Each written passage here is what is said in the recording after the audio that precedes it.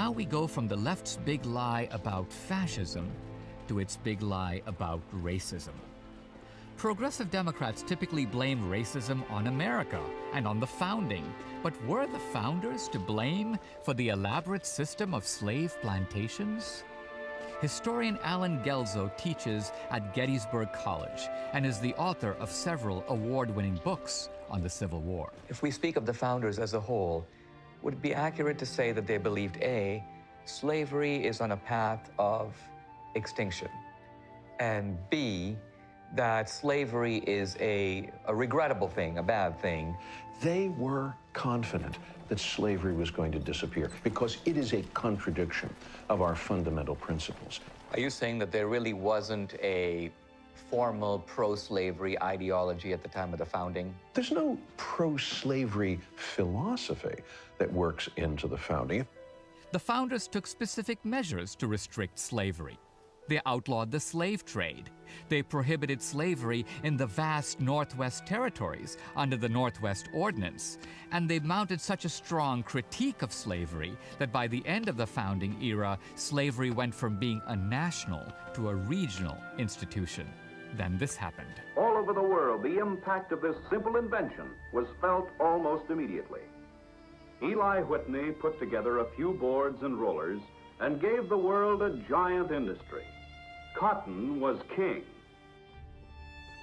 This new expanded plantation system demanded a political party to defend its interests, the Democratic Party. At the time of the founders, they thought slavery was a dying institution. But in the 19th century, that had changed. They now began to talk about slavery as a progressive institution. And why not? As George Fitzhugh, one of the principal pro-slavery propagandists, argued, isn't slavery the same thing as what we are reading about among European socialists? What else is slavery, Fitzhugh argued, but a practical form of socialism? Fitzhugh even tried to sell his idea to black leaders. He defends slavery as an early form of the welfare state.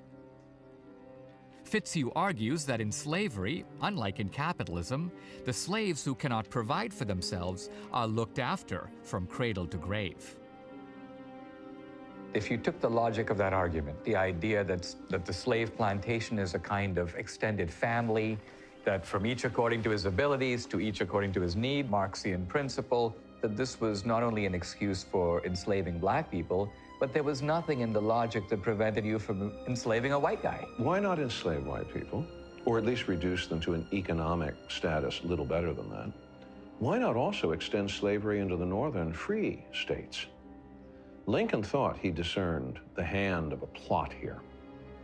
Would it be accurate to say that one of the key differences between the Republican and the Democratic Party is that the one party is founded on the idea of keeping the fruits of your labor, and the other party is founded on the idea we get to take your stuff either for our own use or because we've got some other better use for it?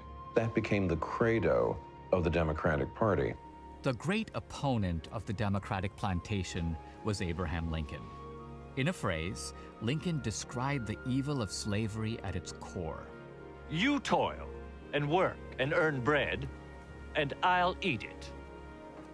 Whenever I hear someone arguing for slavery, I feel a strong impulse to see it tried out on him personally. Lincoln ruthlessly exposed Democratic hypocrisy. Wolves devouring lambs, not because it is good for their own greedy maws, but because it is good for the lambs. For Lincoln, the fundamental sin of slavery, curiously enough, was not its racial aspect. That comes after.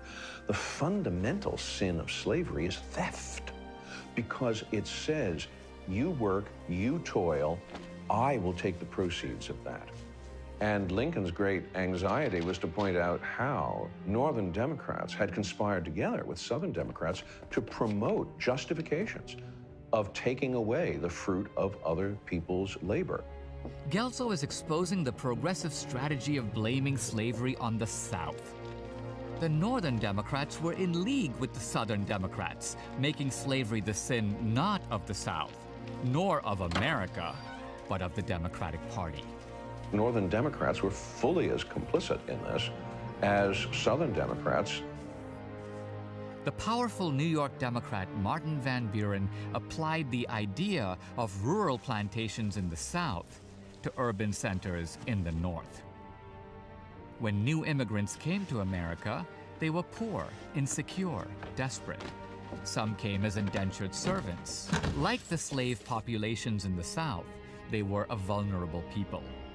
Van Buren created an army of big city bosses, like Boss Tweed, who ran Tammany Hall in New York City, who would raid the treasury and use the money to create a patronage system that would keep immigrant populations collectively dependent on and voting for the Democratic machines, like in this scene from Gangs of New York.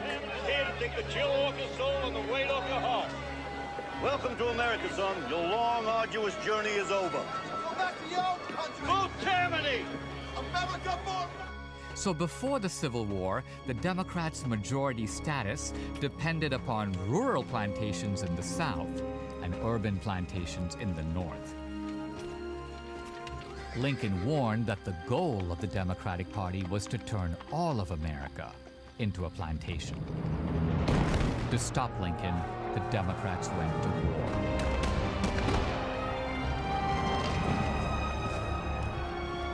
Lincoln won the war and demolished the old Democratic plantation. Republicans took steps to integrate former slaves into American life to create for the first time a multiracial democracy. Republicans pushed through 3 landmark constitutional amendments, freeing the slaves, guaranteeing the right to vote, and securing equal rights under the law. The Democrats overwhelmingly opposed all 3, and these were the Northern Democrats. The Southern Democrats had not yet been let back into the Union. The Democrats needed a new enslavement strategy and someone to implement it. Democratic President Woodrow Wilson knew the national government had defeated the old slave plantation, so he and other progressives wanted a new plantation system ruled by the national government, so it would last forever. Wilson's first step? Federal segregation. He forced his departments to establish separate workstations and restrooms for blacks. Wilson's second step? Racial terrorism. Wilson screened the film Birth of a Nation in the White House. It spurred a national revival of the Ku Klux Klan. The Klan had previously been confined to a handful of southern states. Now it stretched from coast to coast. The Klan became the domestic terrorist arm of the Democratic Party. Wilson was the first progressive president. Progressive here means progress toward the powerful centralized state and away from the American founding. In the Democrats' new plantation scheme, the big house is the White House, and the plantation master is the president.